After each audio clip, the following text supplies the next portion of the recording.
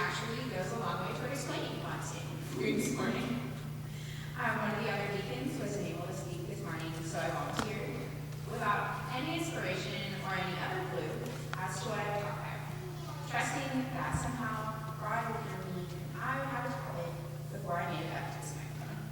And God did. I was sitting in my dorm yesterday, chatting with a friend about how I really needed to come up with someone to speak about this morning, so I didn't have to spend 4 minutes of awkward silence in front of you. And said friend, being the type of smart aleck human that I typically gravitate toward, he suggested that I write a reflection on him. And I did, and I immediately shot down. Because really, how presumptuous can you be? But then later, I thought about his suggestion.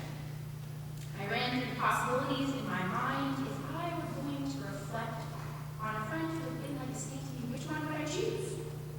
Were any of my friends particularly snake-like? Again and again, the answer that I came up with was no. But considering each person individually, I could pinpoint something that each of them had given me.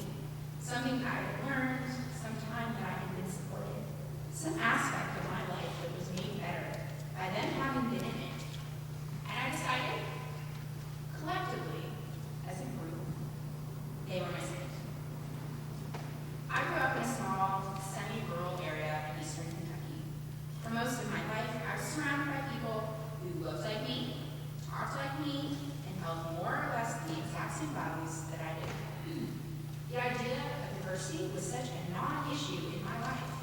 But when I heard about the idea of schools considering it for college admissions, it seemed completely absurd. I can even distinctly remember one of my friends from high school discussing how preposterous it was that universities thought that diversity in any way impacted the learning that would go on in 4 years of undergraduate study. Ridiculous, she said. And for the most part, I think I believed her. Then I came to Yale. Here, I've been fortunate to make friends with a lot of people. People who are different from me and who are different from each other.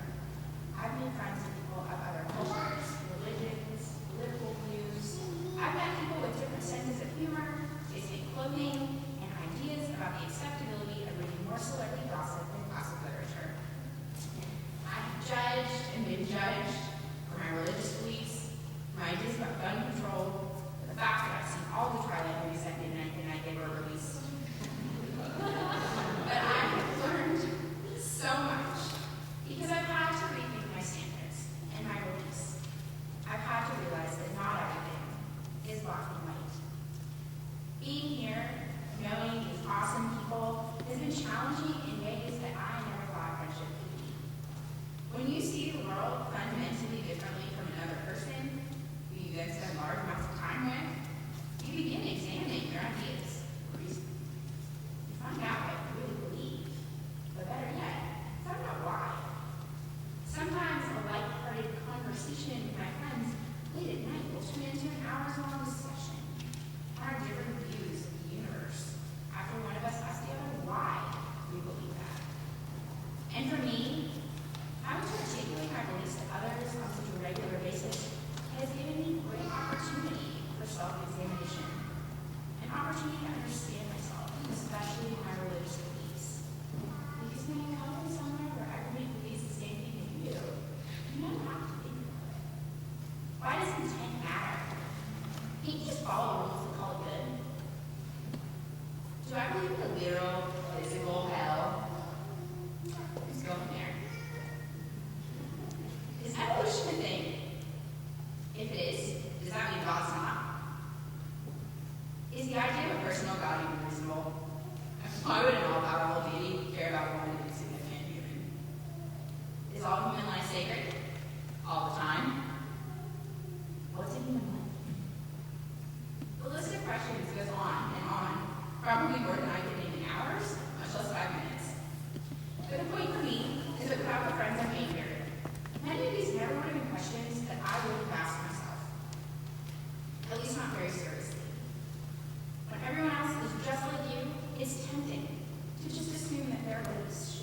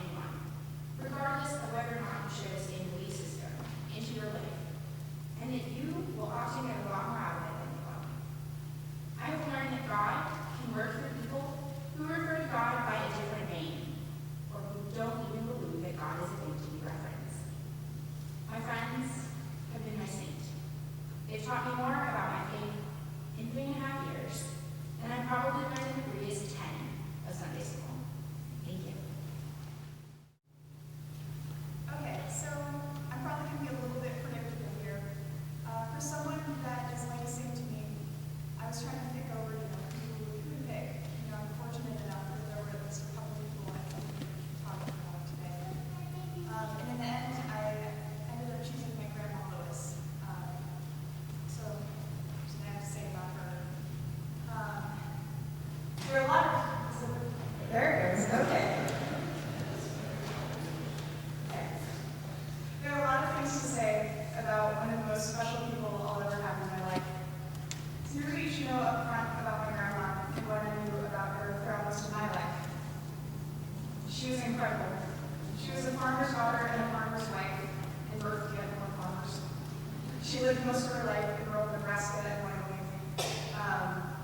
She had to get a scholarship at the University of Wyoming to work in World War II, so she was always extremely supportive of the education of her daughter, my mother, even when it took her decidedly out of the realm of rural Nebraska and Wyoming. And she was always incredibly supportive of me, even when I was applying colleges. She didn't really understand why I wanted to go out of state or why I wanted to go to schools that cost about $50,000 a year. But she quickly changed her tune on that because she was that kind of incredibly supportive, loving person.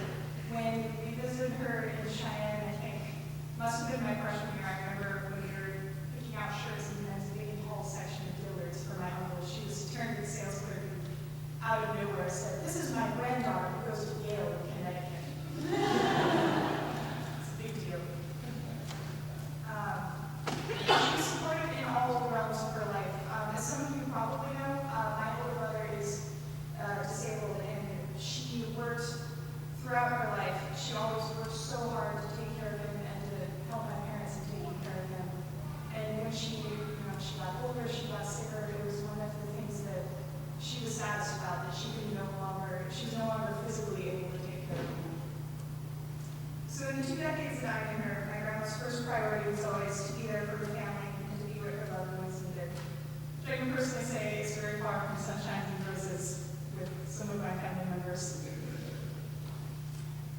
So I think by any standard, you could probably look at Lois Miller and say she was a fantastic woman and a wonderful grandmother. But I haven't quite given you the full story yet. And in fact, I didn't learn the full story until she passed away last February. Death has a way of sort of teaching us all the aspects of someone that we don't really see in life. We always see people through the one lens that we know them through. So, last February, I found myself at First Presbyterian Church in Cheyenne, Wyoming, listening to a preacher I didn't know until 2 hours before, talking about my grandmother, who I'd known for 20 years at that point. It turned out, though I had no idea previously, that my grandma had been a deacon of that church for 50 years and had dedicated herself to Christ there when she was 14 years old, which was about the same age I was when I considered myself to be born and I had known that she devoted half a century of her life to this one church community, and I hadn't known that she chose God for herself at 14 when apparently that hadn't been the thing before. So it was interesting to me to consider why I wanted to know these things. I can remember going to church with her once in my childhood, only once, and it was to First Presbyterian Church in Cheyenne, Wyoming, and it was only because we visited her over Easter, and we would go to Easter services on Easter Sunday with her family. Otherwise, she was pretty quiet in her faith. You hear sometimes these horror stories of grandparents trying to push their religion on their children and their grandchildren. That was never her. She never tried to impose or influence on the spiritual choices of her children or her grandchildren or anyone around her.